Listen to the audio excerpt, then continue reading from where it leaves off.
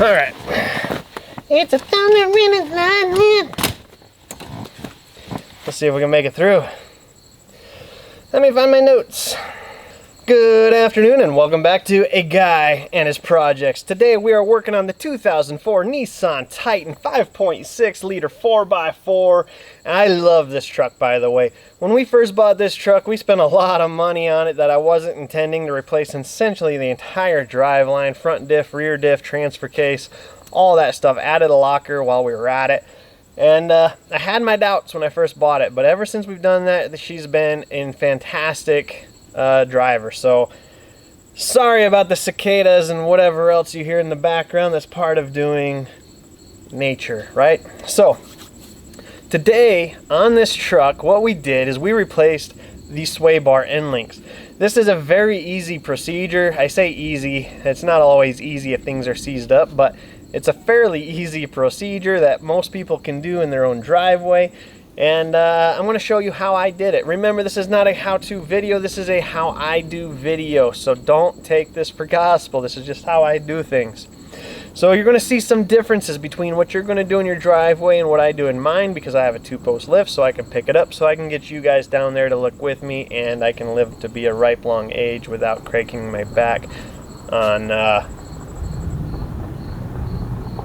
There's the thunder. So I just filmed the Chevy Spark voiceover and I bailed out because it was starting to sprinkle. And then I got to a spot where we're right on the edge of the cloud again, and I was like, you know what? I can do the sway bar end link video real fast. I have to, because we're super swamped, guys.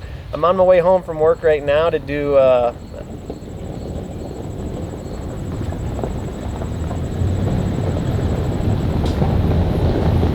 apparently we got company.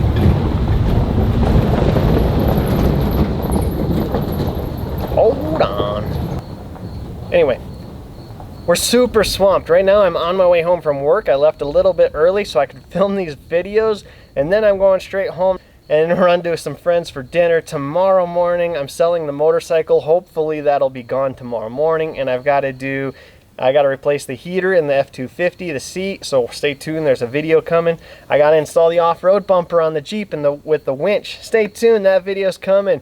And then next weekend my mother's coming in town, so I won't be able to do a whole lot of projects at that point, which is fine. You know, I like my mother, that's all good.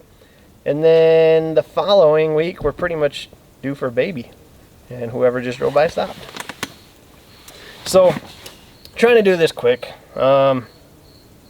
And it's about to rain, so we'll keep on moving. So the purpose of a sway bar is that when you're turning, you keep both your tires on either side of the vehicle firmly planted on the ground while allowing your body to sway, your truck to sway. So if you'll remember, back in the winter, I had the alternator replaced on this thing by shop, and when they did that, the alternator ended up upside down, essentially below the control arms. Good morning, guys. So I took the Nissan Titan to the shop to have some work done. I thought we had some engine issues. Turned out just an alternator. That is great. What is not great is ever since I've had it back from the shop, I can't turn the truck. And I just got under there to look. Like, I can't even get to go into a parking spot. The steering wheel gets all bound up. Not the steering wheel, but something in the steering gets super bound up and grinds bad. So I just crawled under here to look, and I figured it out. Oh! So I had them replace the alternator. I'm guessing they decided to take the sway bar off because this is drooping down and the sway bar links are pretty much bent now. So yeah, that's that. So unfortunately, I think the shop is going to be buying me some new sway bar links, and yeah, well, they better own up to it. When that happened, the sway bar end links got bent. I'll show you a picture of those right now on the screen.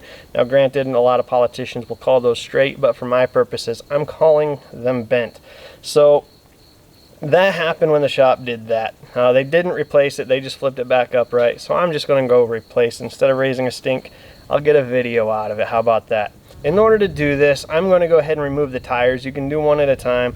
I removed the front driver first, but the camera stopped on me at some point, so you might see parts of the left and parts of the right as we go through this voiceover, because typically I only do the one side, but because the camera stopped and I didn't know when, I filmed the other side as well. So I removed the driver's side tire. Doesn't matter what side you do first. There's going to be 2 nuts. That's all you got to do, just 2 nuts. There's the lower that's on the control arm, and then there's the upper that's on the actual sway bar. Depending on what brand you have installed, some of them have a little Allen key you can use to hold the bolt still while you back off the nut. Others are going to have a backing nut on the opposite side, which is what mine did. So I stuck an adjustable wrench in there and the impact on the other side. If you don't have an impact, that's fine. You can't use it on the upper side anyway. So you can use 2 wrenches, one that fits and then one for leverage, and bust those suckers loose. Like I said, I was able to use the impact on the lower, but not the upper. You might have different luck, but doing it old school is not always bad. Sometimes it's better that way anyway. So both those bolts, both those nuts come off, and then that sway bar end link will pull right out. Your new one should go right in. I say that, but you're probably going to have to manipulate the stud a little bit. The round stud, they're pretty stiff when they're brand spanking new. So you're going to have to put some muscle into it. Don't bang it on the ground. If you don't have a nut on it, you'll mess up your threads. So if you're going to bang it on the ground, put the nuts on first to get those kind of bent in, and then you should be able to slide it in place. One under the lower control arm and one under the sway bar link. Of course, this is easy, guys. This is one of the easier jobs you'll do on your truck. So once that is in place, you're good to go as far as tightening your nuts up. I don't have a torque spec for you. I just went to frickin' tight. Whatever that is on your life, that is what it is. So something of note with the brand I purchased, which I'll link down below, the lower control arm side, that the metal it bolts to is very thin. There's a lot of studs sticking out, but on the sway bar side, that metal's very thick, and the nylon locker on the nut did not go all the way into the studs. So we're gonna have to check these after a couple thousand miles and see if they're starting to back out or not.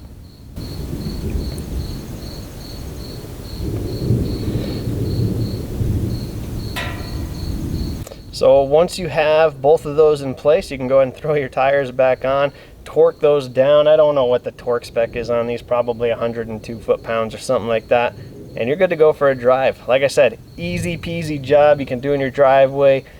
Pick up 1 tire at a time, nothing complicated, nothing hard. If you want to save 100 or so bucks at the shop, this is an easy DIY. Remember guys, we've got over 200 videos on the channel. There's always more coming. If you guys keep watching, I'll keep posting. Enjoy your afternoons. Have a great weekend. I'm going to get out of here before I get wet, and we'll see you later. Adios.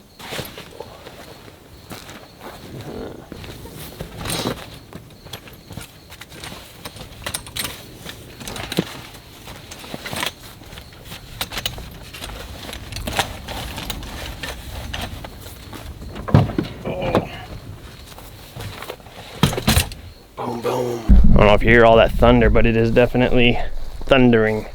So we're gonna get out of here real quick. Like I said, I was under all that blue sky when I got here 5 minutes ago. This was an 8-minute long voiceover, and that was way over here 8 minutes ago. Throwing my glasses around. That's that. Adios.